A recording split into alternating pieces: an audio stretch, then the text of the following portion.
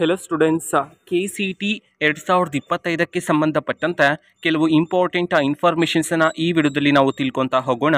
ವಿಡಿಯೋವನ್ನು ಸ್ಟಾರ್ಟ್ ಮಾಡ್ತೀನಿ. ಅದಕ್ಕಿಂತ ಮೊದಲು ಲೈಕ್ ಮಾಡಿ ಮತ್ತು ತಪ್ಪದೆ ಸಬ್ಸ್ಕ್ರೈಬ್ ಮಾಡ್ಕೊಳ್ಳಿ. ಈಗ ನಾವು ಮಾಹಿತಿಯನ್ನು ತಿಳ್ಕೊತಾ ಹೋಗೋಣ.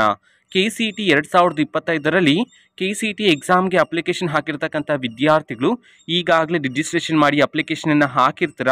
ಬಟ್ ನೀವು ಹಾಕಿರ್ತಕ್ಕಂತಹ ಅಪ್ಲಿಕೇಶನನ್ನು ನೀವು ಯಾವ ರೀತಿ ಡೌನ್ಲೋಡ್ ಮಾಡ್ಕೋಬೋದು ಇದನ್ನು ನಾವು ಈ ವಿಡಿಯೋದಲ್ಲಿ ತಿಳ್ಕೊತಾ ಹೋಗೋಣ.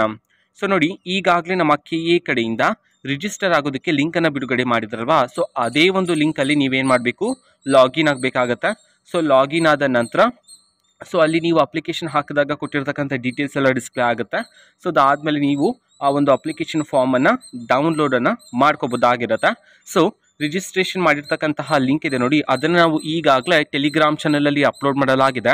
ಟೆಲಿಗ್ರಾಮ್ ಚಾನಲ್ ಲಿಂಕನ್ನು ಡಿಸ್ಕ್ರಿಪ್ಷನ್ ಬಾಕ್ಸಲ್ಲಿ ಕೊಟ್ಟಿರ್ತೀನಿ. ಸೊ ಕ್ಲಿಕ್ ಮಾಡಿಬಿಟ್ಟು ಅಲ್ಲಿರುವ ಲಿಂಕನ್ನು ಯೂಸ್ ಮಾಡಿಕೊಂಡು ವಿದ್ಯಾರ್ಥಿಗಳು ನೀವು ನಿಮ್ಮ KCT ಅಪ್ಲಿಕೇಶನನ್ನು ನೀವೀಗ ಡೌನ್ಲೋಡನ್ನು ಮಾಡ್ಕೋಬೋದಾಗಿರುತ್ತೆ. ಅದೇ ರೀತಿ ಎಕ್ಸಾಮ್ ಸೆಂಟರ್ಸನ್ನು ನೀವು ಈಗಾಗಲೇ ಸೆಲೆಕ್ಟನ್ನು ಮಾಡಿರ್ತೀರ, ಓಕೆನಾ. ಸೊ ಎಕ್ಸಾಮ್ ಸೆಂಟರ್ಸ್ ನನಗೆ ಈ ಸೆಂಟರನ್ನು ಸೆಲೆಕ್ಟ್ ಮಾಡಿದ್ನಿ, ಈಗ ಅದು ಬೇಡ ಅಂತ ಅನಿಸ್ತಿದೆ ಅಂತಿದ್ರೆ ಸೊ ನೀವು ಎಡಿಟ್ ಮಾಡ್ಕೋಬೋದಾಗಿರುತ್ತೆ. ಈಗಲೂ ಸಹ ಅವಕಾಶ ಇದೆ.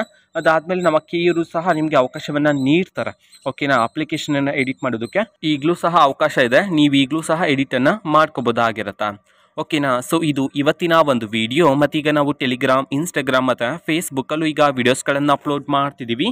ಲಿಂಕ್ಸ್ಗಳನ್ನು ಡಿಸ್ಕ್ರಿಪ್ಷನ್ ಬಾಕ್ಸಲ್ಲಿ ಕೊಟ್ಟಿರ್ತೀನಿ, ಕ್ಲಿಕ್ ಮಾಡಿಬಿಟ್ಟು ಫಾಲೋ ಮಾಡಿ, ಓಕೆನಾ. So thank you, bye.